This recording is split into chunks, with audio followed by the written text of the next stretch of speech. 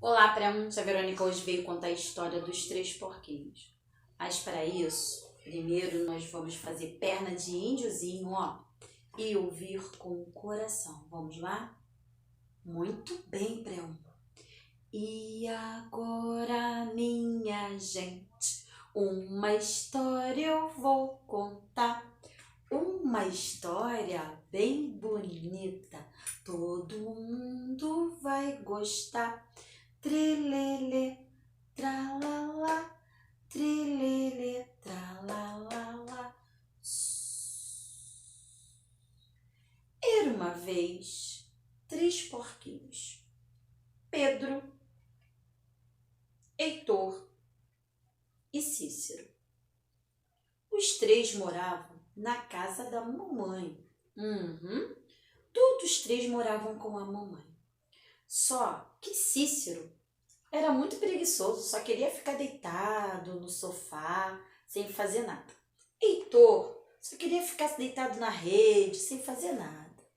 E o único que ajudava a mamãe, que era proativo, era o Pedro, porque ele ficava preocupado com a mamãe, de como ela ficava cansada quando chegava do trabalho e ainda tinha que fazer as coisas. O tempo foi passando e tudo continuou do mesmo jeitinho. Cícero continuou deitado no sofá. Heitor continuou deitado na rede. Nenhum dos dois fazia nada. E Pedro continuou ajudando. O tempo foi passando, passando, passando e tudo continuava do mesmo jeito. E o tempo foi passando, passando, passando e eles cresceram, ficaram fortes, musculosos, grandes. Quando a mamãe viu que eles já tinham idade para ir morar sozinho, ela pensou: preciso orientar os meus filhos e conversar com eles para cada um ter a sua casa.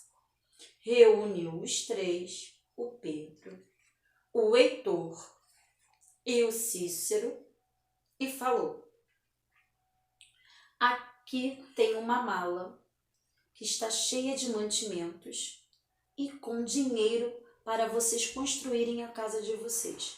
Eles levaram um susto. Casa? Isso mesmo. A partir de hoje, cada um vai ter a sua casa.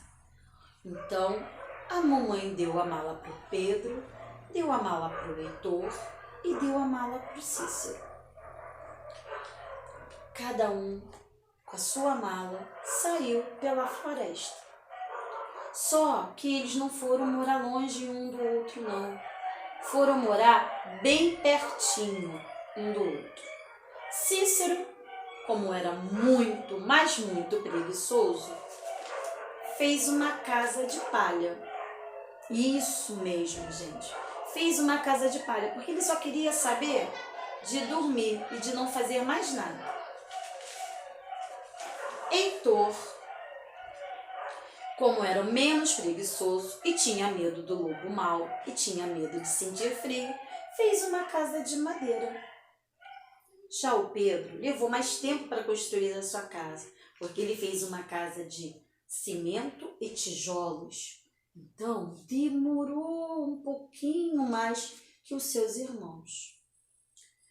Passou um tempinho e o lobo mau, andando por ali, descobriu que haviam três porquinhos morando na floresta. O primeiro porquinho que ele foi visitar foi o Cícero. E aí, ele bateu na porta. Abra essa porta que eu quero entrar. E o Cícero respondeu: eu não abro não, então eu vou assoprar. E a sua casa eu vou derrubar. Cícero não acreditou e foi isso que o lobo fez e derrubou a casa dele. Cícero, assustado, saiu correndo e foi morar na casa do Heitor. E contou tudo para o Heitor do que tinha acontecido, que o lobo mau estava na floresta e que estava procurando os porquinhos. O lobo mau, mais do que depressa, correu até a casa do Heitor e bateu na porta. Abra esta porta que eu quero entrar. E eles responderam: não vamos abrir não, porque a nossa casa você não vai derrubar. E aí o lobo mau falou: com um único sopro eu vou derrubar. E foi isso que ele fez. Os dois ficaram tão assustados, que saíram correndo para a casa do Pedro.